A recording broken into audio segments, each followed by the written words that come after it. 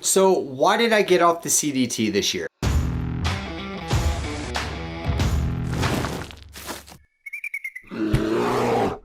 I've had a couple months to think about this question because honestly, even at the time, I wasn't 100% sure why I was getting off trail. So looking back, I think I've finally kind of come to a conclusion, but before I get to that, let's talk a little bit about my experience on the trail for those of you who may not have seen all of my videos. So the trail started out pretty freaking good for me. The day before I started the trail, I met Pockets in a Mexican restaurant right next to the motel we were staying at in Lordsburg. And we ended up catching the same shuttle out to the trail the following day, and we started hiking together. And we ended up hiking for almost 950 miles together, which in retrospect is the longest I've ever hiked consecutively with anyone in my life. So that was a pretty special experience to be able to hike with someone for as long as I did. That was great.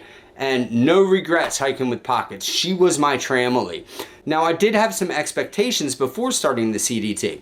Having previously hiked the AT a couple times and parts of the PCT, I kind of knew that there were going to be a lot of road walks, the water situation was going to suck, and there were going to be longer water carries, and I knew that there was going to be a lot less people out there. Now, I did not know all of those things were going to be to the extent that they were. And I did not know that I was going to dislike all those things as much as I actually ended up disliking them.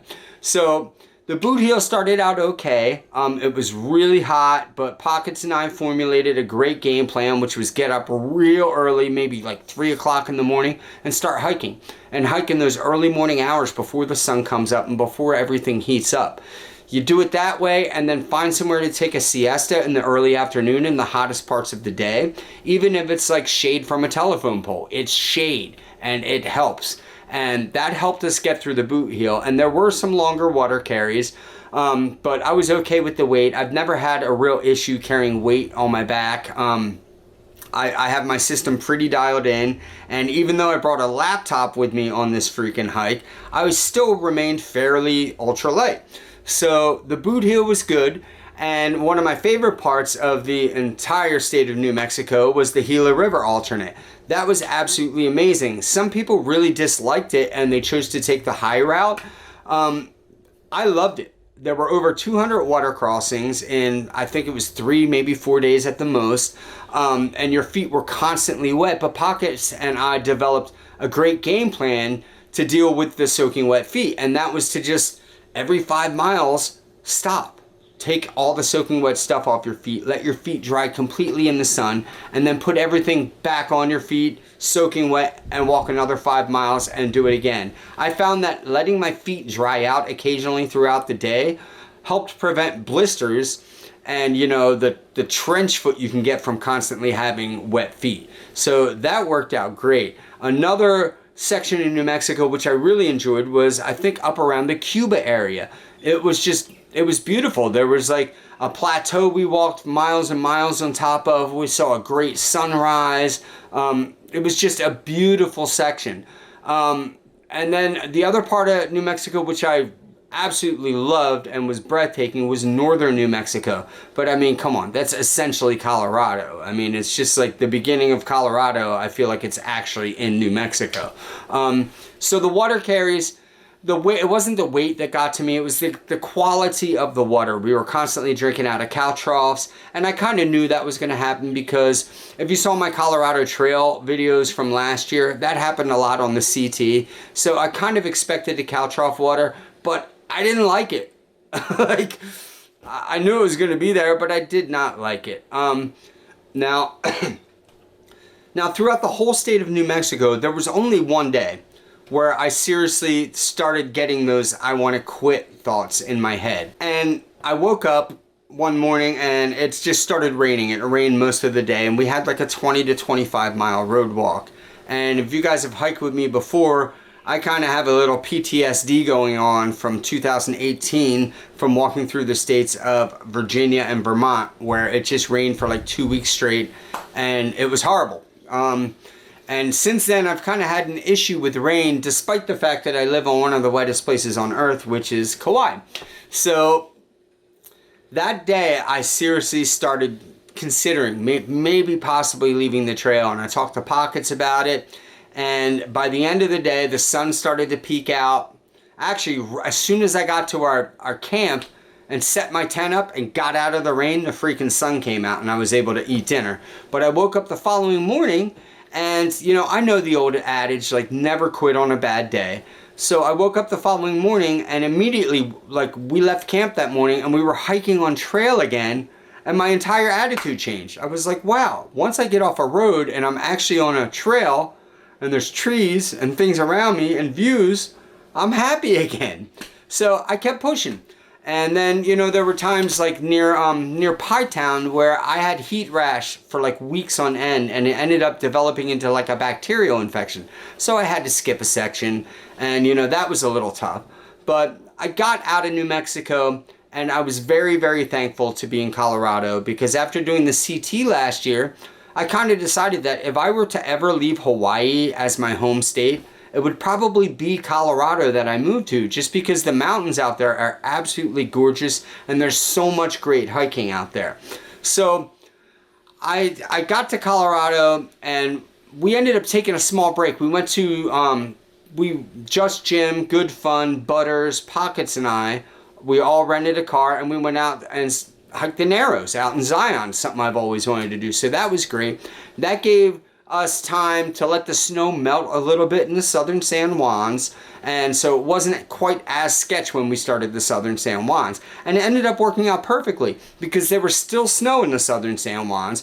It was still a great adventure. We saw amazing snowfields and hiked through amazing snowfields and did awesome glissades. In fact, my favorite day on trail, I will post the link somewhere up here, my favorite day on trail was the day we did like the 1,000-foot glissade, and we did another real long glissade, and then we ended up having to bushwhack down a mountain because, you know, we had a super sketch spot where several days previous, like a couple people had gotten medevaced out.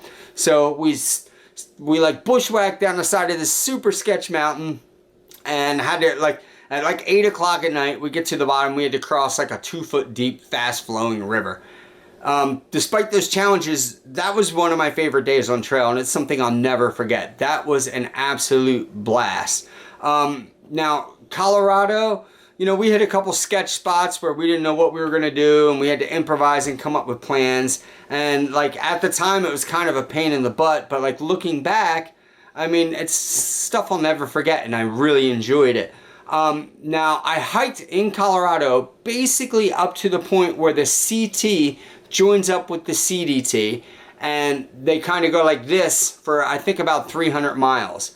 And I got just about to that point before I got off trail. Now, the days leading up to me getting off trail, what happened was, if any of you have ever hiked with me in the past, you'll know that I've always had a rough time leaving towns. That first day or two, leaving a town, it's not because I have a full resupply on my back with a heavy pack and stuff. It's just like I get used to the town comforts. I get used to a shower. I get used to having like real food. And then like I feel like in a matter of a day or two, I can actually lose my trail legs. You know, if I double zero, I just don't feel the same getting back out on trail. And it takes me a little bit of time to get back into the swing of things.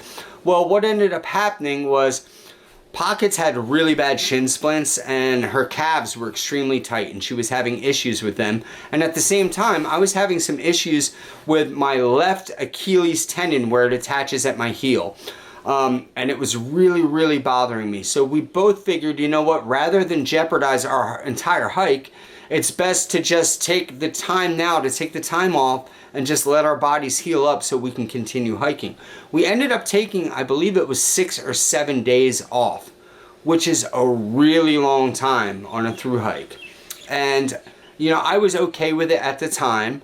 I wasn't thinking about going home. I thought about home a lot on the trail, but that's because I live on Kauai. And right before I left for the trail, I had basically a new house built for me, and I had gotten a new car, and I have a lot going on back here. But the thought about quitting and going home did not even cross my mind over those 6 or 7 days, not once. So we got back on trail, and that first day out of town, I really struggled. I didn't make it known to Pockets because generally when I hike, I'm happy-go-lucky. I'm always chipper, and anyone I'm hiking with, I'm always trying to bring their spirits up. Just because I guess that's the kind of hiker I am. But I was struggling that day. Mentally, inside my head, I kept saying to myself, I don't really want to be doing this right now. This kind of sucks. Oh, man, this is a pain in the butt. Oh, wow, look, that's beautiful, but oh, I'm tired. You know, and that's kind of how I was feeling hiking out of town. So we set up camp that night. And the following morning, I woke up late, later than I normally do. And I'm the type of hiker, I like to wake up, get my stuff packed up in like 15 minutes, eat breakfast, and go. You know, like that's the way I like to approach my mornings. And I woke up late, which kind of had set back my game plan for that day, like right from the get-go. And then obviously, like the first thing you do when you wake up in the morning on any long trail is usually walk uphill. So I started walking up a mountain, and right from the door I was like, man, I do not want to be doing this right now. I don't want to be hiking right now. I just want to relax somewhere. I don't want to do anything. And that's what's going on in my head. And that thought kind of took hold, and then it just started spiraling. And within a matter of 2 hours, it ended with me on the side of a mountain just saying, I don't want to do this anymore. I'm done. Like, I've hiked over 6,000 miles in the past 5 years. I'm happy with my accomplishments. Do I need to be a triple crowner? Do I have to do this right now? I don't want to do this right now. And Pockets ended up catching up to me because I had gotten ahead of her. And she saw me, actually she didn't even see me sitting there. I was like, hey! And I startled her, and she came down, and I was like, I think I'm done with the trail. She was like, what? And I was like, yeah, I'm done, I'm quitting. I'm gonna get off trail. I don't want to do this anymore. And I made a phone call to my family at home and told them I was quitting and I was getting off trail. And the second I did that, there was no turning back. My mind was made up. So why did I get off trail? You know the old adage, never quit on a bad day, but that's exactly what I did. I woke up, I had a bad morning. I was miserable my previous day, you know, leaving town, and the 7 days before that. Like, it all kind of just rolled into this. It rolled into me just being like, you know what? I think I'm done. I don't think I want to hike anymore. Physically, other than my Achilles and some issues I was having with my right foot, I was fine to keep hiking. I've been in much worse condition on other hiking trails and continued going. But I just decided right then and there, in a matter of 2 hours, I'm done with this. And it was a bad day. That's all it was. I had a really bad morning and I had a bad day. And the reason I've come to that conclusion as to why I got off trail is because, like, looking back, I wasn't thinking about quitting at all. Like, it hadn't even really crossed my mind through that whole Colorado section. The only time, like, for an inkling it even entered my mind was when we hit Montezuma Peak and there was nowhere to go safely. Like, we didn't want to glissade down a vertical drop, and we didn't want to walk around this sketchy cliff where there was a vertical drop underneath it, you know, because neither of us were super confident with our ice axe abilities at the time. So, you know, that day I was like, man, if this trail has more of this ahead, maybe I value my life more than I do completing this trail. But the following day, like I said, those thoughts were gone, you know. So there were only like maybe 2 times the entire trail where I started to think about going home. And then there was that third time where just in a matter of 2 hours, it was like, I'm done with this. Like, I don't want to do it anymore. Now, let's talk about regrets. Do I regret getting off trail knowing that I quit on a bad day? Not at all. It's in my past. Future's this way, past that way. I don't look back.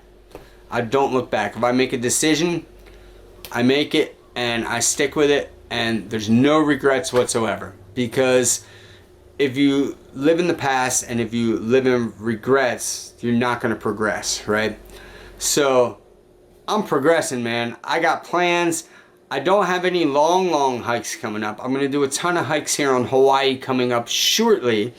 But the reason I'm not going to be doing any long hikes anytime soon is because I have a new member in my hiking family. This is Diggity. He's a new member of my hiking family, and as soon as he's had all his shots, he's going to be a hiker. He's going to be a hiker. Now, one of the reasons I haven't gotten any videos up since I've gotten off trail is because I got this little guy, and if you've ever had a puppy, it's almost like watching a kid. You got to be on top of him at all times, and until he's had all his shots, I can't really take him on any hikes. I can't take him out in public a whole lot. I don't want to take the risk of him catching parvo or any other diseases. I am, however, going to start him on tent training tonight. Yeah, I'm going to get him sleeping in my like $600 tent. Genius idea, right? Bring a puppy in a Z-Pax tent.